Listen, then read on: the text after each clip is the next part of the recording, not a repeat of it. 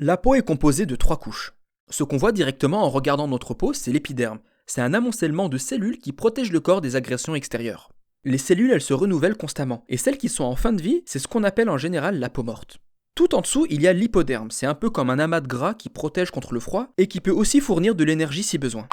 Et entre les deux, il y a le derme. C'est là qu'il y a les vaisseaux sanguins, les racines des poils et plein d'autres choses, dont une grosse quantité de récepteurs qui captent et mesurent en permanence la température sur la peau, la pression qu'on lui exerce, etc., etc.